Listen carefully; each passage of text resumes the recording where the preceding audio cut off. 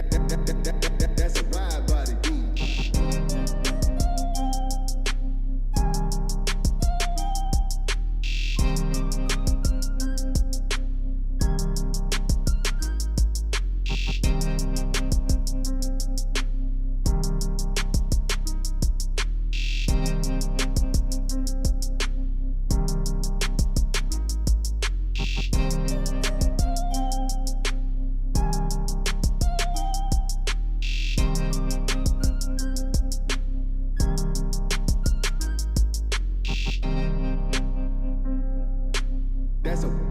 That's a wide body beat. That's a wide body beat.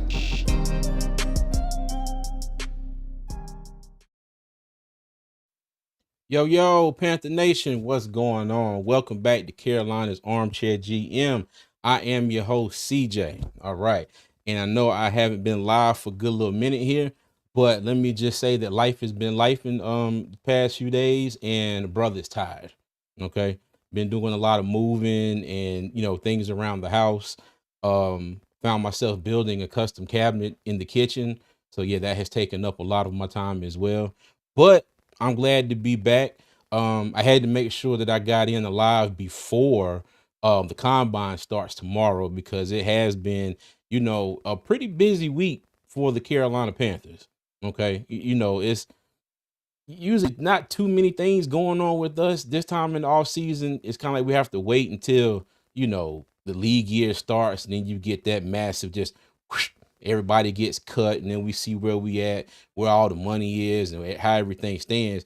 But it's been a few things happening since I last been on here with y'all. Okay. And shoot, just to get into a few of those things, let me see. We re-signed Andy Dalton. JJ Jansen is back. Um, what else happened since we've been away? Let me tell you, when I say I am, my mind is kind of all over the place. It's all over the place. But yeah, man. But it's been an interesting few days, in Panthers Nation, and we're gonna get into some of that stuff here, real quick. Okay. But before I get into anything, let me go ahead and handle some business real quick. If you're first, if this is your first time joining the channel, thank you for joining me. Welcome. Okay. If you would, please make sure you hit that like button, subscribe to the channel. You can catch me on all social media at Armchair GM CJ. Okay. And that is YouTube, X, Instagram, TikTok, and Facebook. Okay. So y'all make sure y'all go check me out on all social media. Hit that like button and subscribe to the channel. I greatly appreciate everybody. Okay. And also, okay, a little bit of news, for my channel and a good friend of mine's channel as well. Me and my good buddy, what's up, Doug? We are putting together go ahead and put this up here. All right, we're putting this together. It's called the Inside Zone. All right, it's going to be on Patreon. It's coming in March 2025. Okay, so y'all make sure y'all be on the lookout for that.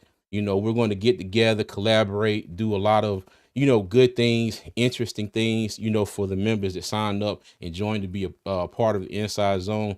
We're going to have a lot of different I don't want to give it all away just yet, but we're going to have a lot of different things for you, if you decide to come over and join us at Inside Zone. And like it said, it's coming in March, and that is next month. Okay. So y'all just make sure y'all look out for that.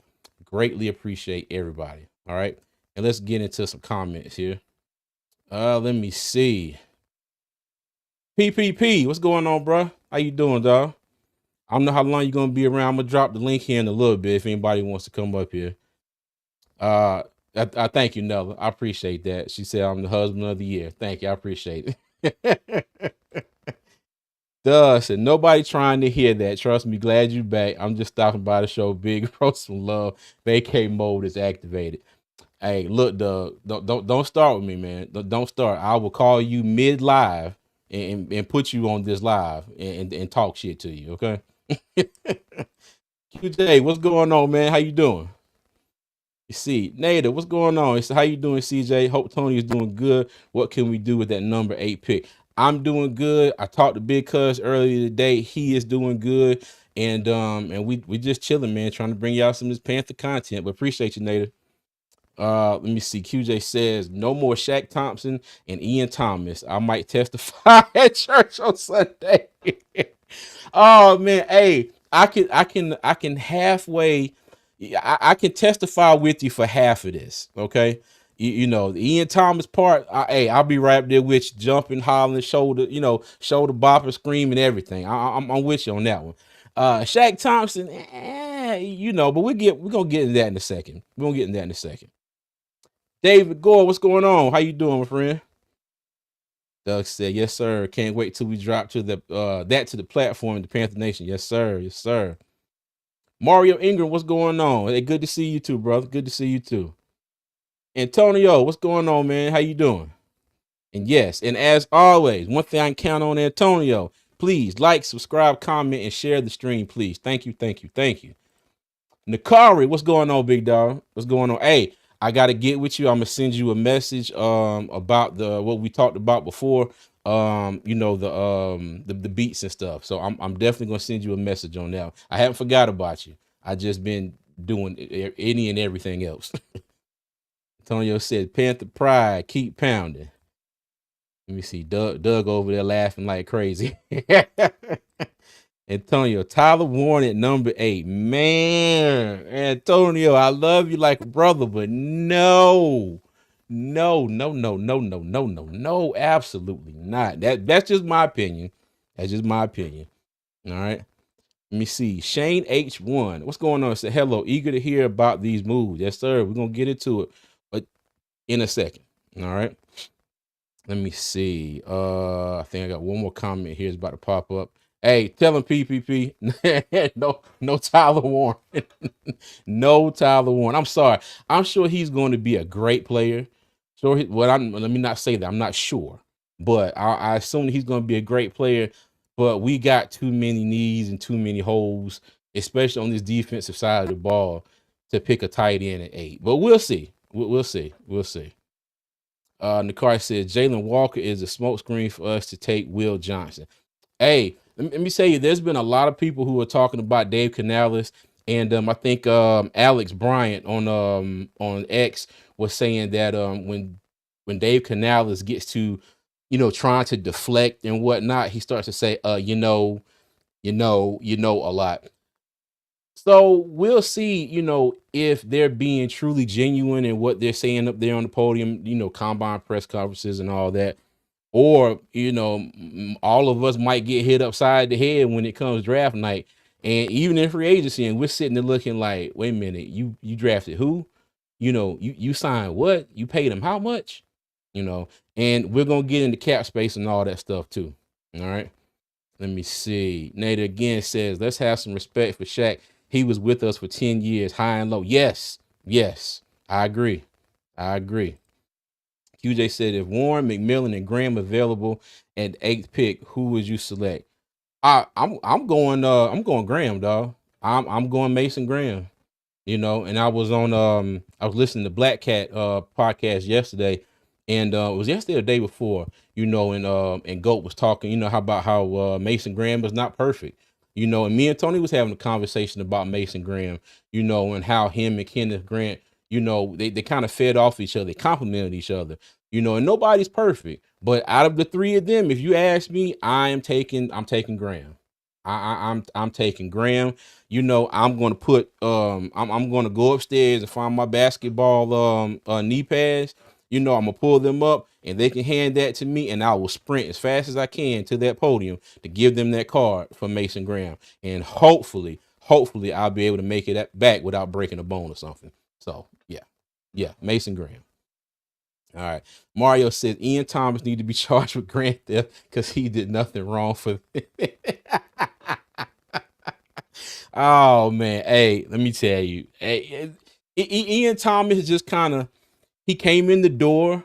He did what he was asked to do. Did he do it to the point that the fans liked it? Not really, but he came in, didn't make no noise, didn't do a whole lot of stuff, and he's been here for however many years. I forgot when he got drafted, but he's gone now. Josh, what's going on, big dog? How you doing? Prime laughing at Mark. B. Amos, what's going on? If we take Warren, I'll be highly upset. Yes, I agree. I agree. Doug says no D line at 8, but I can't wait to see who we grab in free agency. Then my pick may change, and that's true. That's true. We have to remember everybody that we have to wait and see what the Panthers are going to do in free agency. Now they say they're going to be aggressive. Okay, they say they're going to be aggressive, but we're going to get into some things here in a few that for me kind of like, I don't know exactly how aggressive they're going to be with some of the things, especially one thing that Dan Morgan said during his press conference at the combine. Okay, Josh agrees with Doug, so he's waiting until free agent before he lock in on the draft. And he passed. I ain't know that where this was going.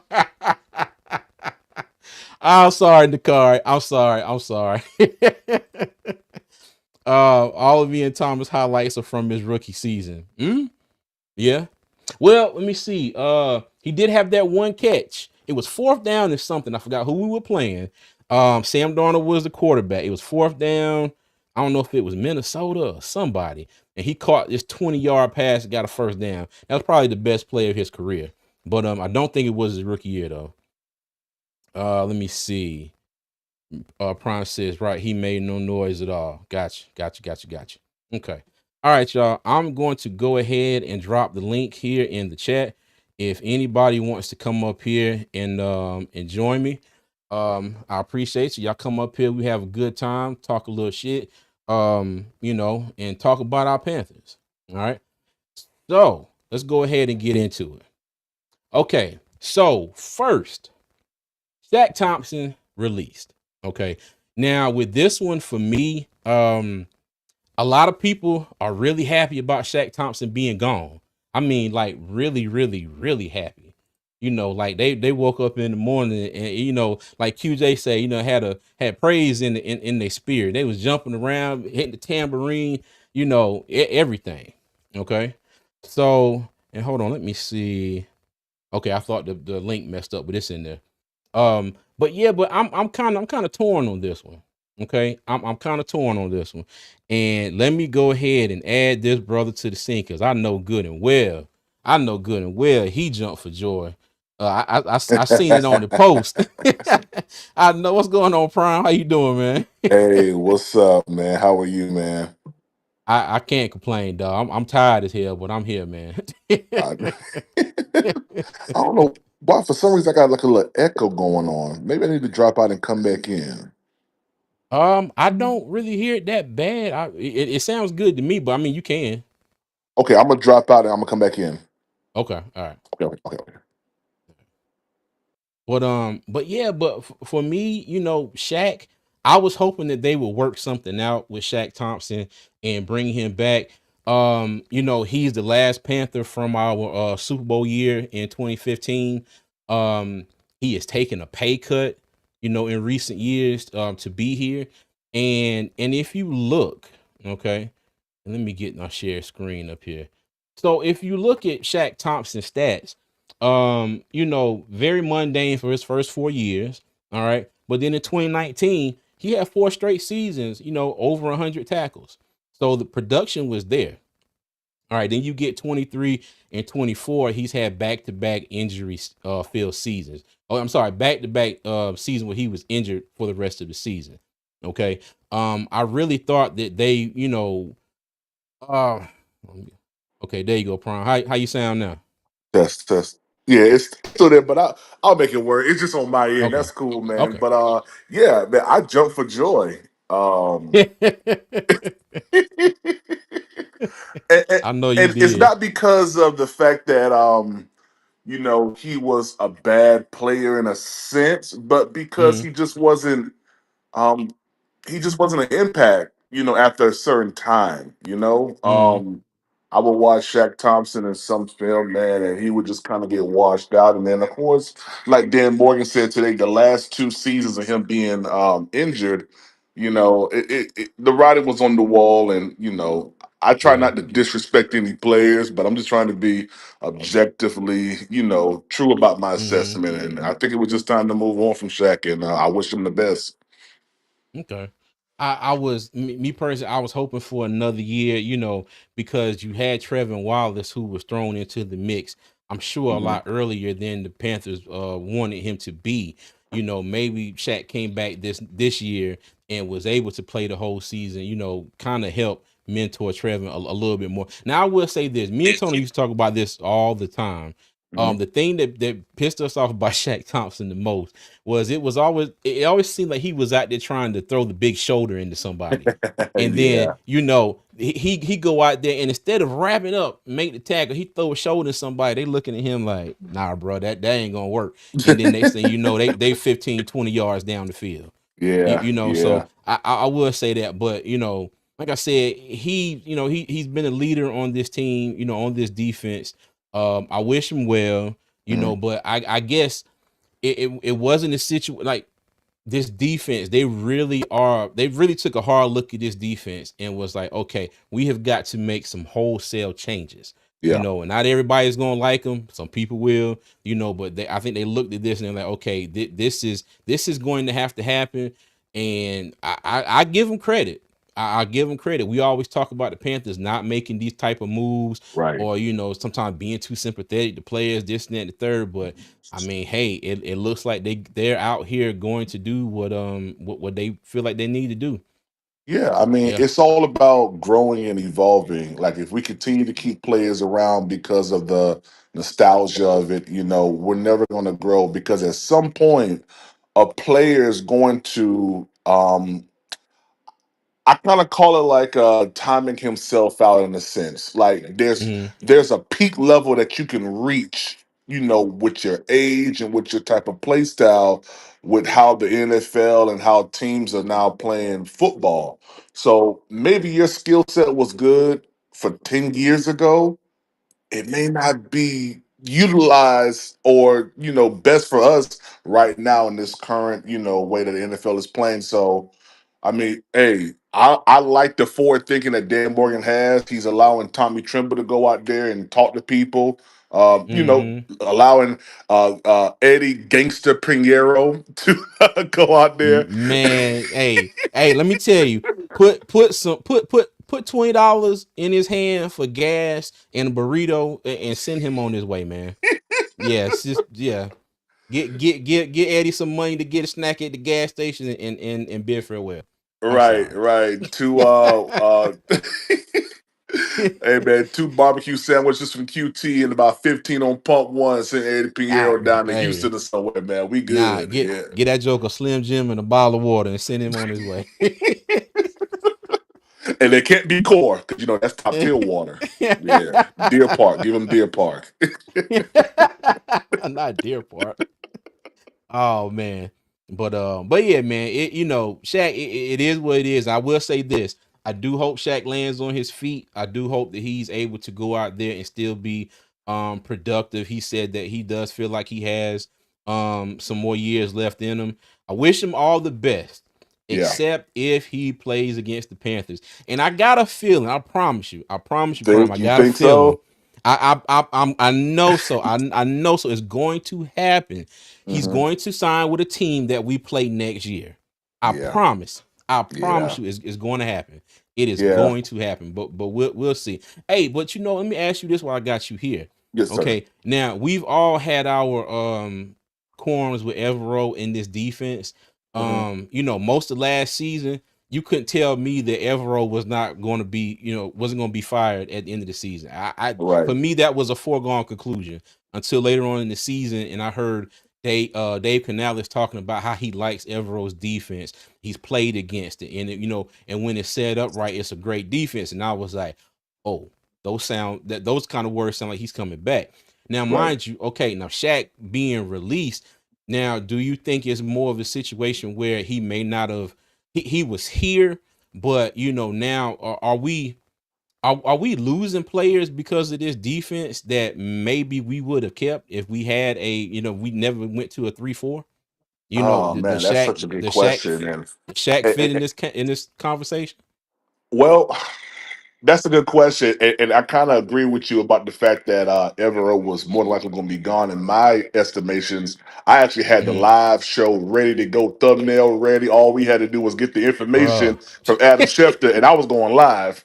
So that's how sure I knew that Evero was gone after the Atlanta game. But to your point about the 3-4 and Evero, I will say this: the one thing Mm-hmm. about defense is this, man.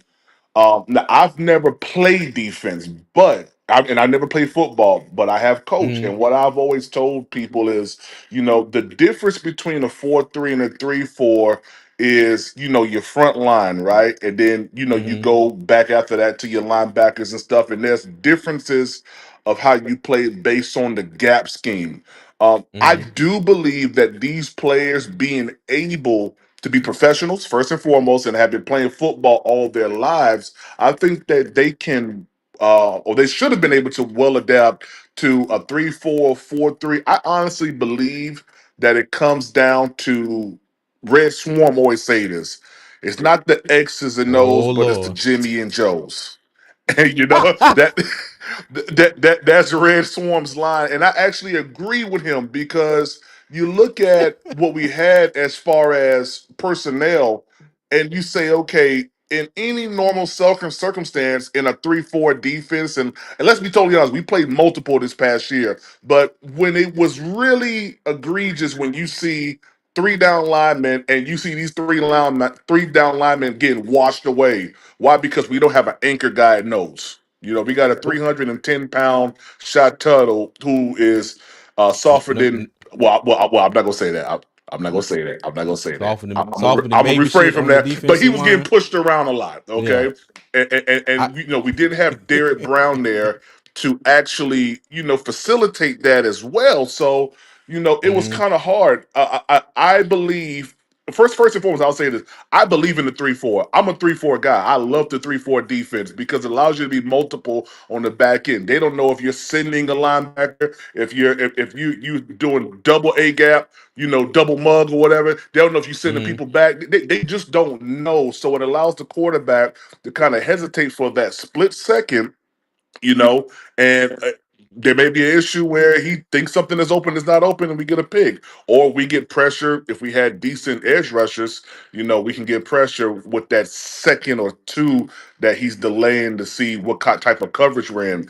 Needless to say, Mm-hmm. I do believe that players have left based on a couple things here in Carolina, and I'll speed it up. Organizational situations here Mm-hmm. at the top level. That was one Yeah. thing, and just kind of being burnt out with Carolina, i.e., Frankie Louisville. He was just burnt out with Carolina. So, it's a lot of that, man. But I do believe that Dan Morgan made it plain. He said he believes in Evero. He also says that he believes in the scheme that Evero has. Canellis has doubled down and said he believes in Evero's scheme. So I'm Mm-hmm. looking to see them get qualified players, meaning weight, arm length, size, Mm-hmm. motor. We need Yeah. that type of prospects here, whether it's free agency or whether it's the draft. Okay. All right. Bet. Bet. Bet. Bet. I'm sorry All for the right. long answer, but Nah, you good. yeah. You good. Yeah, you straight. You straight. But yeah, that's it on Shaq Thompson, everybody. He is no longer a Panther. And again, like I said before, I wish Shaq Thompson the very, very, very best. I hope he lands on his feet. I wish it could have worked out. But hey, Carolina Panthers is a franchise. We got to move forward. And this was one of those steps in moving forward. So yeah.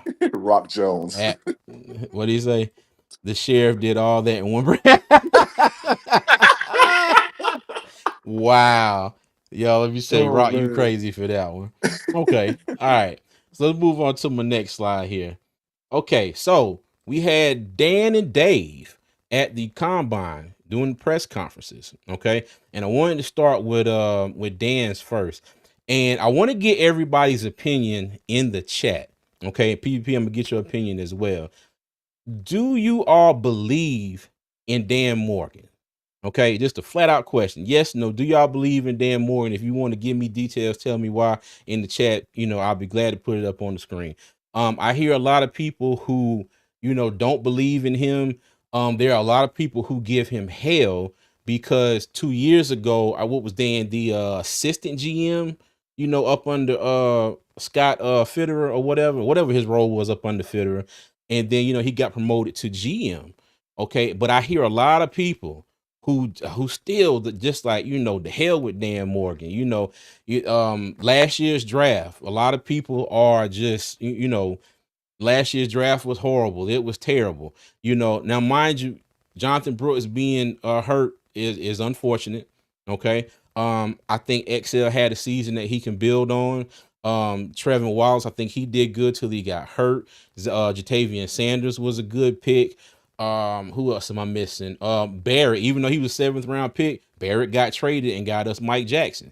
A lot of people are, 50-50 on Mike Jackson, but I do think Mike Jackson was a vital piece for us, this season as much as he could be. Okay. And I'm missing a pick. Shao Smith Wade and somebody else I'm missing. Did you Um, say Barrett? no, what's the man name? Crumity. Was it Jaden Crumedy, Crumity? Crumedy, Jaden Yeah, Crumedy. Yeah. Jaden Crumity. Okay. Shao Smith Wade, I think he was serviceable. Crumity was hurt for most of the season. I think he came in towards the end of the year. So I wouldn't say that the draft was terrible. I think it was okay. I think it's some stuff to build on. The really disappointing thing, was Jonathan Brooks. And we talked about that on Two Fans a lot, that maybe Tony talked about it a lot. If it was up to him, he wouldn't have played him this whole season at all. Just go ahead and let him ride this whole season out. But PPP, let me get your thoughts. What are your thoughts on Dan? Are you confident in Dan, or the stuff that he's done in these past 2 years? Are you just out on him because of that? No, I actually was. I actually liked the draft. I was a Mm, little hesitant about the move up from 33 to 32 to acquire Xavier Leggett at the moment, mm, but I understood why they did that. The mm, verdict is still out if Xavier Leggett's going to be here for 5 years to exhaust that fifth-year option. But yeah. I think he did what any normal year one GM would probably do. I think he set up Bryce Young pretty well.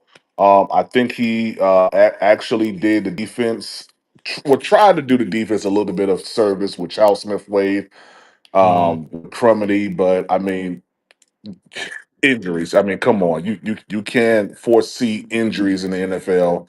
But I think for his first year, as far as a GM, he did pretty well. Now, going into year two, he even said himself today or yesterday, whenever I watched that interview, where he was like, "Well, I just want to get better from last year." So, what's some things to get better from, in my opinion?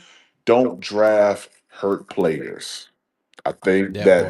that is the biggest thing for him. Make sure that these players are ready to go day one.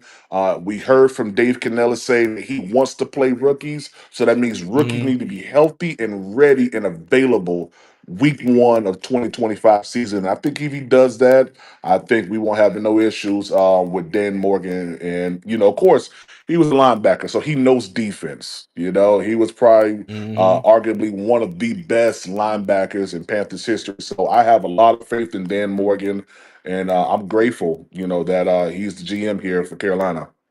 yeah. Hey, Rock Jones, you make a great point. He said his favorite players from last year's draft are the two undrafted players, Jalen Coker and Damani Richardson. Who both showed up and contributed a lot more than people probably thought they would, especially Damani Richardson.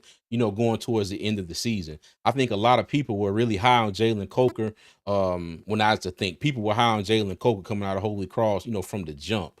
And it's crazy because we signed him, and then I want to say they actually ended up letting him go, and then he cleared waivers, and then they brought him back.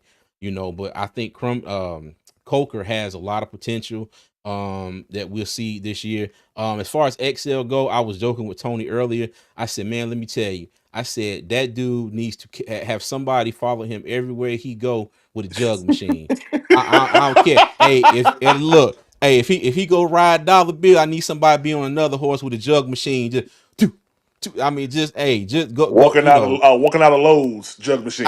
Hey, drop the 2x4. Ha, got it. Okay, good. Let's go ahead and go home. Hey, and I say that because I just left Lowe's the other day with 12 2x4s, a 4x8 sheet of plywood, and a crap ass ton of screws. But Yeah, yeah, yeah. He could have but ran down aisle three. Caught a couple passes. yo, that would be hilarious. But yeah, I think he'll be okay. I think he'll be okay. But and we had the same issue with Chuba. Chuba, Yeah. mind you, Chuba was way worse than XL. Chuba had hands like I like to say Xavier Woods. I always called him cinder Oh block hands. yeah. Chuba hands were worse his rookie year, Yeah. Two and toasters. even at camp, the last camp in Spartanburg that we went to, and even this past camp, which was the first camp in Charlotte. Hmm. One thing you saw after every practice was Yeah. Chuba Hubbard on the jug On machine. the jug You know, machine. in this past year, it was him and Tommy Trimble Hmm. every practice on the jug machine. And I think I sat there for almost a half an hour one day watching them. And I mean, it was just constant. I said, okay. I said, well, you know what? And it worked out. You definitely Paid saw an off. improvement from Chuba. Hmm. Definitely. Yeah, Let me man. It see. paid off. And here's the thing. I watched, I think it was your video, if I'm not Mm-hmm. mistaken. Bryce Young staying afterwards, after practice in the Mm-hmm. rain. People laughed at it. Mm-hmm. I think that was Oh your yeah. video, or maybe you reposted it on Twitter. But just seeing the extra grind from players this off season, it really gave you like a jolt. Like, man, like we're really seeing these players that are pillars really step up and really put the effort into being good this year. You know what I mean? Like Mm-hmm. it wasn't like how it was because I didn't make it to Spartanburg. Well, is it Spartanburg? Yeah, Spartanburg. I didn't make it down there Spartanburg, yeah. the year before, for Mm-hmm. training camp. But I saw a lot of videos, and it wasn't the field wasn't the same intensity as what you saw in Charlotte this past year. There was a lot more intentionality, and it could have been because Dave Canellis fostered that type of culture here, man. So going into year two with Dave Canellis, year three of Bryce, hey, the sky's the limit, man. I'm gonna be honest with you. Mm-hmm. It really And, and is. and that's the crazy thing, Prime, because being there at camp last year and seeing all the stuff, because I took off time for work for every single week of camp. I missed Fan Fest, that the back together thing that they have, and 2 days in August. Out of all the training camp days, I only missed 4 days. Yeah. So and only 2 days of practice. And that was what was so frustrating about how the last year started, because and I know everybody out there's listening. I know it's training camp, I know it's practice, but you saw the stuff that was going down on the field. You saw the intensity. You saw them out there getting after it. Hmm. And then to go out there and just lay two eggs in the first two games of the season. It Yeah. was just like, wow, Yeah. It was a but I shocker. know, yeah, but and I'm sure that there are a lot of people like that wasn't a shocker to me. I knew it was gonna happen. I knew it was gonna happen. So Yeah. it Yeah. it, it, it is what it is. But Hmm. another couple things that Dan Moore talked about in the presser, JC Horn. So they are progressing with the contract for JC Horn. Okay. Let me see. He also said he likes the current wide receiver room, but they won't hesitate to try and bring in playmakers. And Canales also echoed that same sentiment as well about wanting to bring a playmaker, on the offensive side of the ball. And he didn't say just wide receiver. He said wide receiver, running back, tight end. And I ain't gonna lie, when he said that tight end part, I was like, you better not. I was like, you better not. I was like, don't do it, Dave. But we'll see. We'll see. But yeah. Now a couple more things that he said coming off of this press conference, and one of those was this right here. Um, Cade Mays and Austin Corbett, they are working to bring both of them back. All right. And if you did not know, Cade Mays had a void date on his contract of February the 16th. Him and Shaq. Okay. So when that date came around, Shaq was already added to the dead money because his contract voided. So we have 4 point something million dollars in dead money for Shaq Thompson this year. Everything that was on the void years, if that contract does void, even if it's 3 or 4 void years on that contract, when it voids, all of that money that's to be paid, over those years, goes to that 1 year, and then that comes out of your dead money right then and there. All right. And but Austin Corbett was different. They took Austin Corbett's void contract date and pushed it back to March 11th. All right. Now, I think that date is kind of important because the legal tampering period starts on March the 10th. And that's when people can start contacting these guys' agents and, get a feel for if they're interested in coming to play for a certain team, what kind of money they're looking at, all that good rigmarole. All right. And then the league year starts on March the 12th. I forgot what time it is, but then that's when all hell break loose and pen gets the paper and then and we get rolling. Okay, especially a great time for us content creators, and we have a whole lot of stuff to talk about.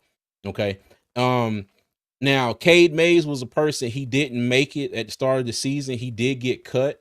He ended up on the Giants practice squad, and then we had Austin Corbett go down last season.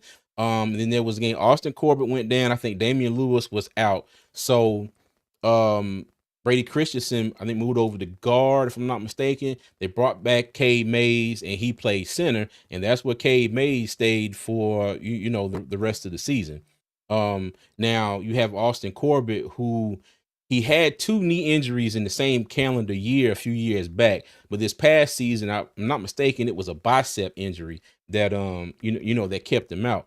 And I'm not gonna lie to you, Prime. I put him on my maybe list, but I was thinking he was like maybe more close to the not coming back than coming back, because Austin Corbett is one of those guys. Now, mind you, he already has his money, but he has a $7 million dead money cap hit if that contract would avoid it on the 16th, just like Shaq Thompson's. Okay, so now I know they still have to pay that money regardless. But what and y'all let me know in the chat too. What do y'all think about Austin Corbett coming back? I know we still have Andrew Ram, the undrafted free agent out of Oklahoma, on the squad from last year. I think he signed a future reserve deal this offseason as well. But y'all give me y'all thoughts on Mays and Corbett, and if this is the case, is that a definite sign that Brady Christensen might be out? Oh, okay. We know what Prime is not here. Okay. Okay, cool. All right. Well, let me go ahead and give y'all my thoughts on this then. Um I wasn't expecting this. I wasn't expecting this at all. I think that I think that Cade Mays did an admirable job in stepping in as the full-time center from when we signed him back off the Giants practice squad to the end of the season. Okay. Um, and I think the thing about Austin Corbett is, everybody's saying that, he was hurt. He had those 2 leg injuries, 2 knee injuries, I think to the same knee that 1 year. But this past season, it was the biceps injury. Okay, so that's going to be easier for him to come back, easier for him to, get back into the flow of things. And if the Panthers can work out a contract, for Austin Corbett, um, team friendly contract, that definitely helps with some of that money that they are, one way or another, they're going to have to pay that $7 million, to Austin Corbett as far as cap money. Okay, now that money has already been given to him as a prorated signing bonus, in the void years, but now it's coming off of the Carolina Panthers books as far as cap space. Okay, but I didn't I ain't gonna lie, I didn't see this one coming. I didn't see this one. I thought Cade Mays is on my list of people who I thought were locks, to return. Cade Mays is a restricted free agent. So he can, the Carolina has the first right to match any offer that anybody gives him. Now when the 11th comes, and if just say the Panthers don't do anything, then Austin Corbett would be a unrestricted free agent. But if Dan and them are talking like this, I don't think that's going to be the case. I think they'll probably go ahead and get that deal done before then. But and Dan Morgan did say that their main priority, or one of their main priorities, was bringing this offensive line back. the way it was. Make sure you keep that continuity on the offensive line, bringing these players back, which is kind of a head scratcher to me a little bit because I know Brady Christensen didn't play the entire season at one spot, but he was he was a part of that whole scheme as well.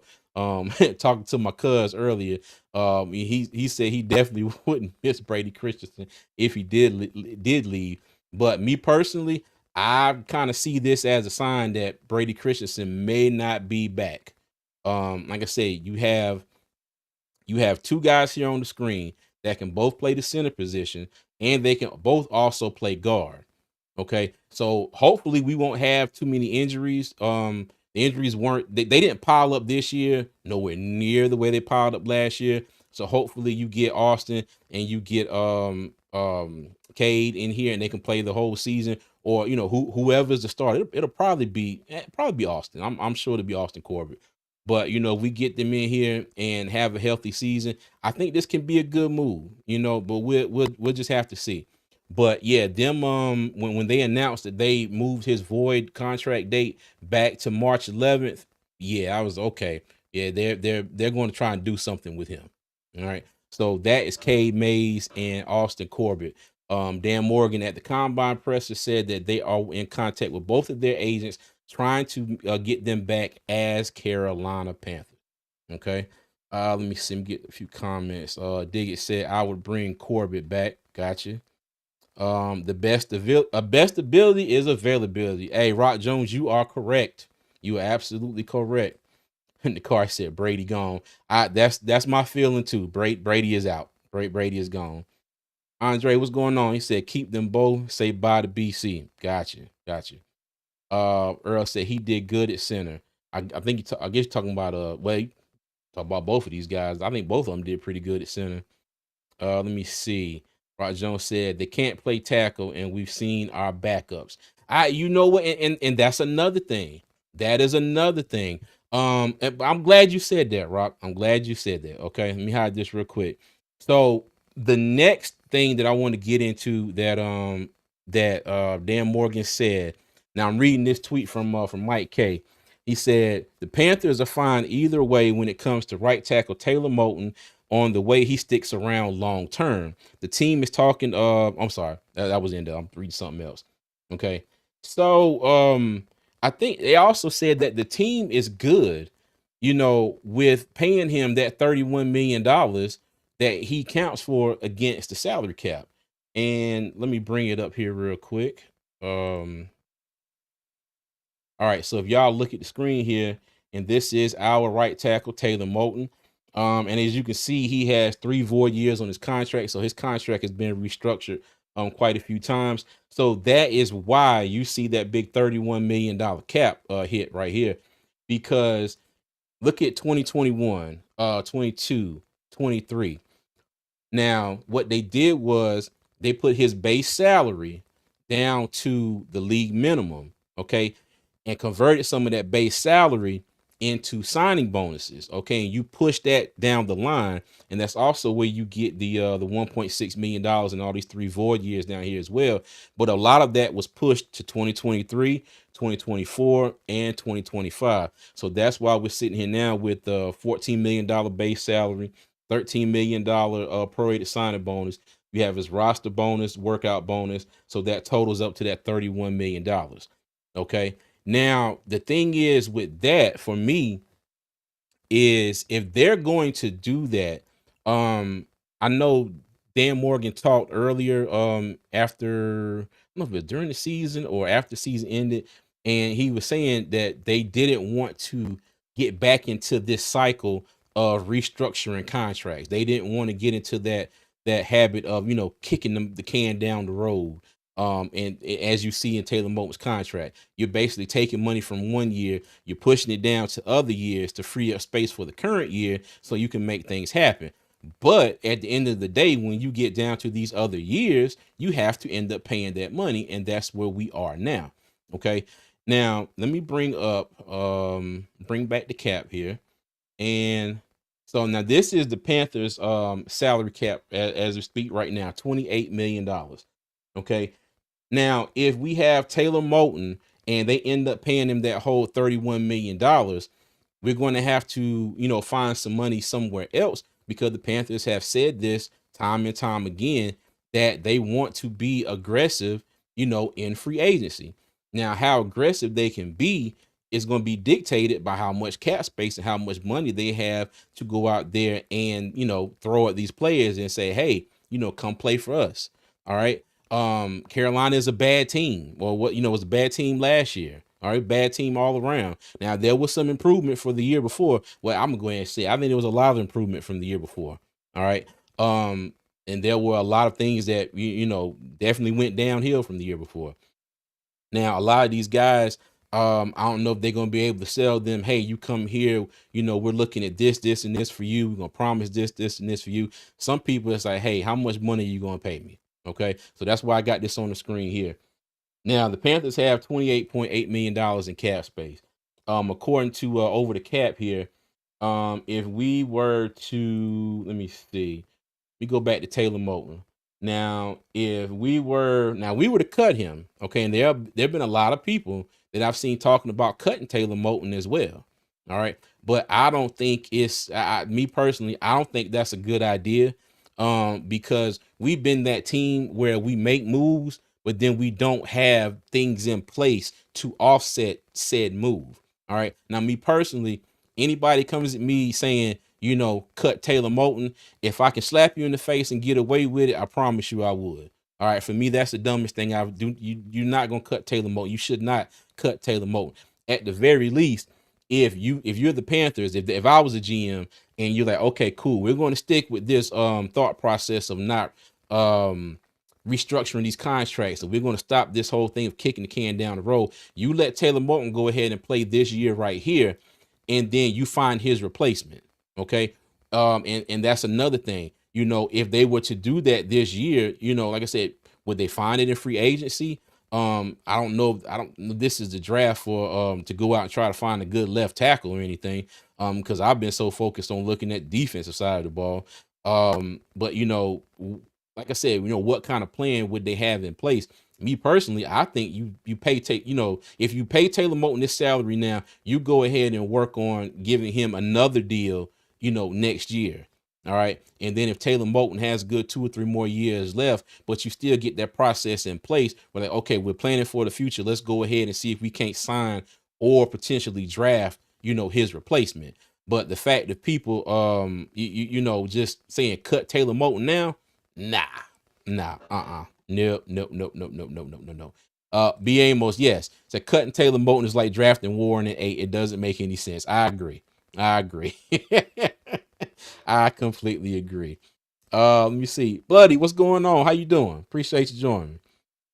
Nicar said, I would join, but I ain't got nothing to add to the money conversation.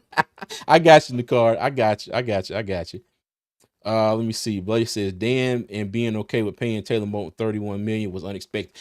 Thank you. I was not ready for that. I have been preaching for the last few weeks, and I said to myself, there's no way that the Panthers are going to pay this whole $31 million salary this year for Taylor Moton. And I'm like, and it's not because he's not worth it or anything, but you go ahead and give this man an extension. All right, work out some numbers the way you drop their cap hit this season, and then you can add some years onto his contract without it being a restructure and kicking that can down the road again, like I keep saying. And then you got all these void years where he may not be here, but you're still paying him. Okay, but I agree with you, Bloody. I was not expecting that at all, for them to be like, oh, yeah, we gonna be good. We're gonna be okay. Okay, cool. All right. You say, I'm hoping they extend him for cheap and spread that money out. Yes, same here. Kendall Johnson, what's going on? Said, Moton's family is from Gastonia. Worst case, he would take a team-friendly deal. I used to date his first cousin. Oh, okay, cool. That's what's up. But yeah, man, cutting Taylor Moton.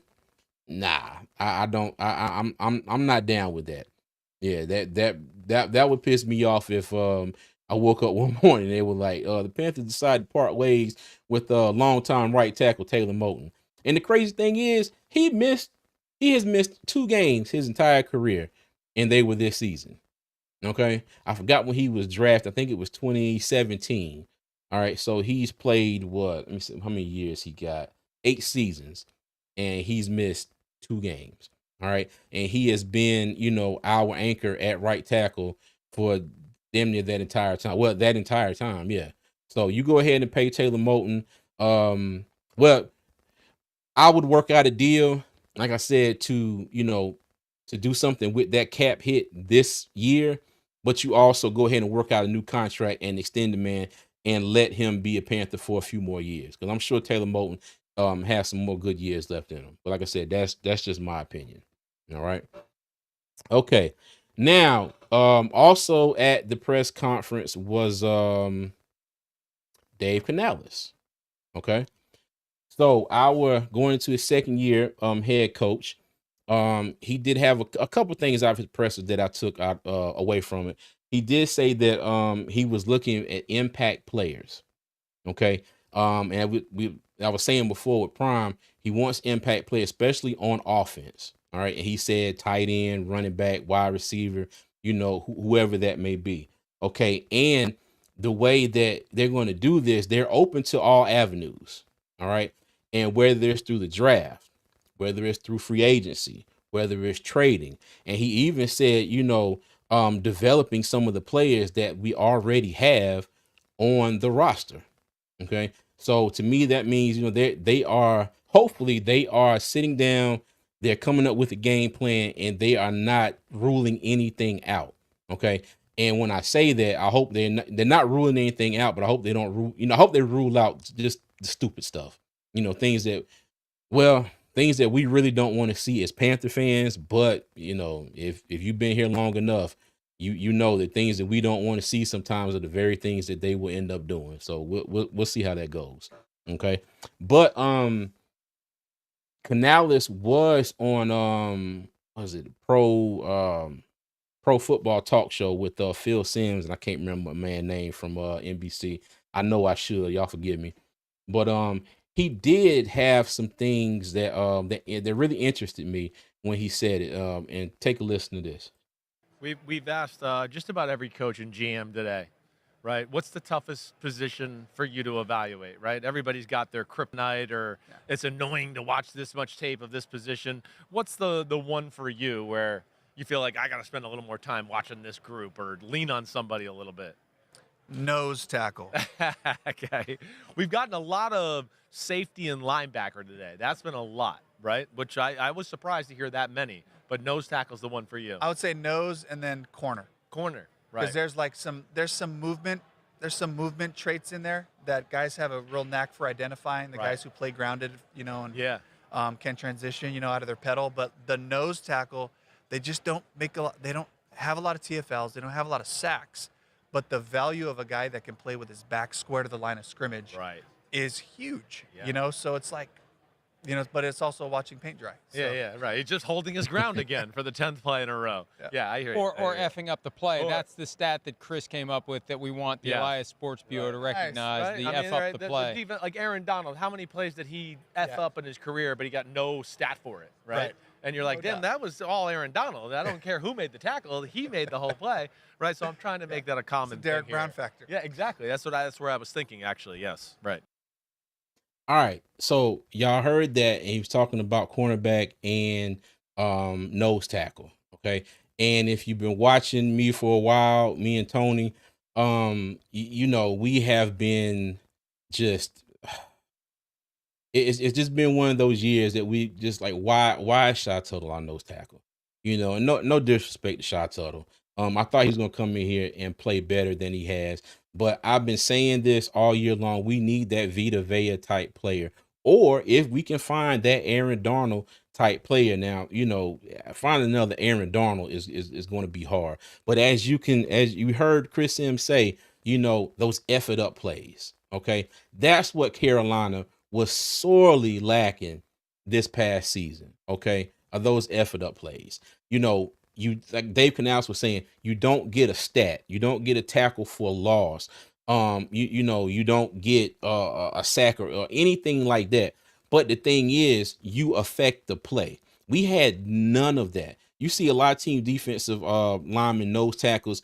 They wreak havoc. They get through double teams. You know, if they do get a one-on-one matchup with a guard or center or whoever, you're seeing them push that guard and center back into the quarterback spot, back into the quarterback's face.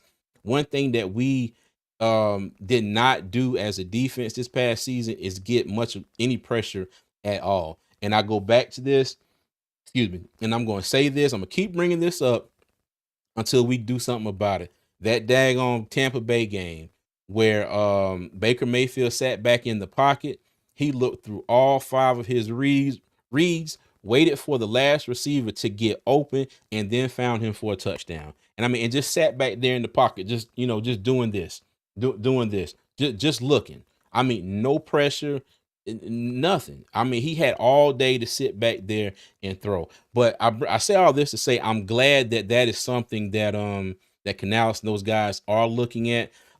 Everybody knows that our defensive line is an area of extreme need on this team.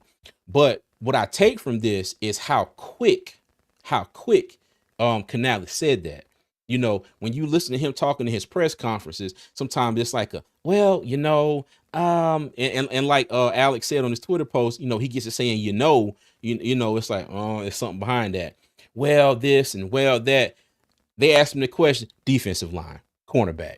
Okay. So those are 2 spots that we know that they are, currently looking at. Hopefully the combine will give them some more clarity into, what they're going to do with this eighth pick, putting the tape that they have of them from during the college season, seeing them in person, doing the workout. So, hopefully that'll all come together. All right, let me see. Bloody says, did you see the Mike K tweet where he quoted Canales talking about JPJ? No, I did not. I did not. I certainly did not. But I do have one more clip here too. And so and let me just go ahead and play it here real quick. So when you come here, you're looking for anything and everything you can, but what's your specific objective? If you go 1, 2, 3, what are the positions on the team that you want to improve for this year? Yeah, defensive front play, first and foremost. Certainly safety. Like we got one safety currently on the roster right now. That's a big emphasis. And then offensive weapons, just like who is that impact player? Is it a receiver, tight end, or a running back? Just that can really help us, and really give, take Bryce you a little pressure off. Throw a 5-yard pass and go, good, he ran 60 more yards. That's great to have. I'm a great offensive coordinator now. Look at me. Great call. Great call. Great quarterback. All of that. I hear that. I'm with you there. Okay. So now that was another situation where for me it was like he was quick with it. He was a defensive line. That was first and foremost. Safety spot. Like you said, we only have one safety on the roster, and that's Damani Richardson. Xavier Woods is a free agent. Nick Scott, Jordan Fuller. I highly doubt. I'm pretty sure all of their badge access has probably already been denied. I highly doubt they're going to be back with us at all. Okay. Xavier Woods is the one maybe that I got on my list out of the safeties that are currently free agents now. I wouldn't be totally mad if they brought Xavier Woods back. But but now hearing him say that, the safety out of Georgia, might that be an option at number 8? Okay. But it is good to know that they want to fix this defensive line first and foremost. He said first and foremost, the defensive line. All right. Now, again, how aggressive they're going to be with that in free agency, don't know. Like I said, it's going to depend on how much money that we have, and out of this $28 million that the Panthers currently have, okay, so you do have to put aside money for your draft picks as well. And if you look at the screen here, and this is also over the cap, so the Panthers have a rookie pool of $12.5 million. Okay, and then it says cap space beside it, $4.9 million. All right, so the rookie pool estimate says the rookie pool is the total cost in cap dollars that a team needs to sign its rookies in the summer. The cap space required to do this is less than the rookie pool. This is because every draft pick signed will replace a player already counting against the cap. And it's that the top 51 on the roster. Okay. So between when the league year starts in September, the cap hit is only going to be counted for the top 51 players on the roster, because you go through the summer, the teams have 90 players on the roster. All right. Now they're saying that even if you sign these rookies and whatnot, um, some of them are not going to be counted as that top 51, and then you get down to having to cut a lot of these players as the training camp, as the summer, training camp, then you get in the preseason and all that. So between the start of the league year and in September, you're going through that top 51, and those are the players that are counting against this cap. So I was looking at this before I went live, and I was speculating, and one of the things I was thinking about is, so if they're good with paying Taylor Moton that whole $31 million, is this something that they have in their back pocket, as far as being able to be more aggressive? Okay. Now I don't know, when the league year starts and that whole top 51 goes into effect, I don't know if that means that the Panthers salary cap, may jump up a little bit or not. I was trying to look it up. I was trying to research it, but I couldn't find a definite answer. But that was just something I was speculating, especially after hearing that, they're potentially okay with paying Taylor Moton that entire $31 million. Now, there are some ways they can still save money. You go ahead and give JC Horn a new deal. That would definitely lower the cap hit for this season. What else? Shy Tuttle. If they go ahead and release Shy Tuttle. Miles Sanders was another person that I threw up there as a maybe as well. If they cut Miles Sanders, that's another $5 million that they would have. But another thing Dan Morgan said at the draft is they're also talking with his agent too. So maybe Miles Sanders is a candidate to come back as well. Now, like I said, I don't know where this money that is going to come from for them to be, this aggressive, but we're going to see. And I can't help but feel like the Panthers have something up their sleeve. I don't know what it is. I swear I wish I did, but I don't. But looking at, like I said, I keep going back to this right here. $28 million. $28 million. And you're trying to re-sign a Cade Mays, Austin Corbett, okay? And some more players. I think they wanted to bring Johnny Hecker back. Mike Jackson. What is he going to command?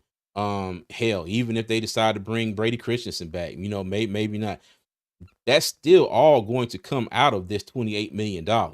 And then you want to go out in free agency and be aggressive in going and finding a playmaker or a defensive line help, secondary help, or whatever the case may be. So I don't know. I don't know where that's gonna come from, but we're definitely going to see in the coming weeks. All right. But yeah, but that was some of the things that I took out of Dave Canales at the press conference at the combine. And he also said that he was all for rookies playing, their rookie year. That gives them more time to go out there and they get playing time, and they get to, oh God, I'm probably saying this wrong, but I think he was saying they get to go out there and find, the things that they're good at, so that was another thing I took from that. But I do believe, especially if we go defense on this draft, yeah, there's probably going to be a couple of day one starters from this draft out there in week one. All right. So let me get to comments. Hey, what's going on, Nick? How you doing, good buddy? Yes. Oh, and again, let me go ahead and take a moment here. If you're watching, I appreciate you. Let me see. Got 62 people watching, 31 on both platforms, YouTube and X. If you haven't already, hey, like the live, give me a follow on X, subscribe on YouTube, and I greatly appreciate everybody. Thank you. All right. Let me see. Doug said, you just want to see the money. That's all, man. Let Dan cook. The money will be there, man. Hey, look at Doug. We had this conversation all the time. You say the money will be there. Okay, but hey, it's got to get there first. Now we're just going on assumptions. Now we're just going on, hey, what ifs, this, that, and the third. I'll believe it when I see it. So that's that. But I appreciate you, Doug. All right. And so my last slide here, just a picture of the combine. All right. And who do you want to see? I probably should have said what do I want to see on there as well. I just want to see the Panthers go out here. I know they're currently interviewing players. The combine starts tomorrow. But I just want to see these players come out here. And what I want to see the Panthers do is find players that, their combine performance matches, what they've done during the year. I don't want them to come out here and get enamored with the player, who has one hell of a combine day, but those plays and that didn't match up to the play during the season. I just hope they can weed all of those players out, and not trying to say anything bad about the players and whatnot. But let me see. It said I said last year that would happen, sir. But shoot, we still didn't end up with a crap ton of money last year, and you see what happened. But we also had $78 million in dead money that we had to pay last year as well, which was fourth highest in the league. So that's also a factor in everything as well. But I got you, Doug. I got you. I got you. But yeah, most importantly, I hope all these players come out here to combine, do their thing. Pray nobody gets hurt. I am going to be home most of the day tomorrow, so I will tune in and start watching and see what's up. But yeah, like I said, I just hope they get out here. Yeah, I do want to see. I can't think is and y'all gonna laugh at me when I say this. I forgot the quarterbacks that are going to be at the combine, but part of me wants a couple of these quarterbacks to come out here and shine, to the point where it's like, okay, cool, they have their pro days. We gotta go take a second look at them, and maybe some of these teams that are ahead of us will think about drafting another quarterback that's not named Shador Sanders or Cam Ward. And the only reason I say that is because if that's another player that is picked before us, so that ups the chances of some of the defensive targets that everybody wants us to pick, like a Mason Graham, a Will Johnson. I think at this point, Abdul Carter is not going to be an option. Cleveland, I think they're sitting in the catbird seat with Abdul Carter, because you pick him, and then if Miles Garrett ends up getting traded, you got the best edge rusher in the draft coming onto your squad. So we'll see. But like I said, that's just my wild thought about the quarterbacks in the combine. But yeah, I want to see him go out here and put on the show. A few people I'm gonna be looking at. Let me see. Jalen Walker, Mike Green. I can't remember if I forgot that man's name, so I'm not going to say it. But just I'm especially be looking at the edge rusher group, see what's what. Yeah, the defensive players in general, more so on linebackers now too, especially Shaq is gone. Okay, because me personally, I thought Shaq was going to be back, and so maybe they're going to take a look at some more linebackers in this draft as well. But again, once we hit free agency, you can get a better or a clearer picture of what they're going to do as far as the draft. All right. But yeah. But I ain't gonna hold y'all too much tonight. I didn't have a whole lot to say time wise. All right. But I did want to get on here and get a live in before the draft. I think also I will try to go live Saturday and see what everybody's thoughts and opinions are on, what went on the first 2 days of the draft, which would be tomorrow and Friday. So I'll probably be live, say maybe around 11 and noon. Well, I'm sorry, no, depending on when the draft is. I'm sorry, depending on when the draft is, I'll probably go live later, after the draft concludes. Let me see, Mr. Hunky Dory, what's going on? He said, I asked a question and made a statement. The Shaq was a liability. Gotcha. Well, you know what? I wouldn't say the Shaq was a liability, but like was said in the chat earlier, your best ability is your availability. And Shaq has been hurt the past 2 years. And and the crazy thing is too, as you see, we got a new training staff in for the Panthers as well. So, it seems to me like they have said, hey, we've had too many injuries the past few years. And Shaq was also very critical of the turf that they got too. I don't know if that has that was a factor in all these injuries that we've had and things of that nature, but we'll see. We'll see. Diggy said, "What was the legal trouble that Mike Green had in his recent past?" Oh, he had a sexual assault accusation in, I think it's high school, and it said that led to him being suspended from Virginia, and then that's when he decided to go to Marshall. All right. But yeah, it was a sexual assault allegation that he was cleared of, and he said he has no problem discussing it with any team because he knows what happened and he didn't do anything wrong. But yeah. Oh, my bad, Doug. I'm sorry. My bad. Appreciate you. Yes, sir. Keep pounding, Josh. All right.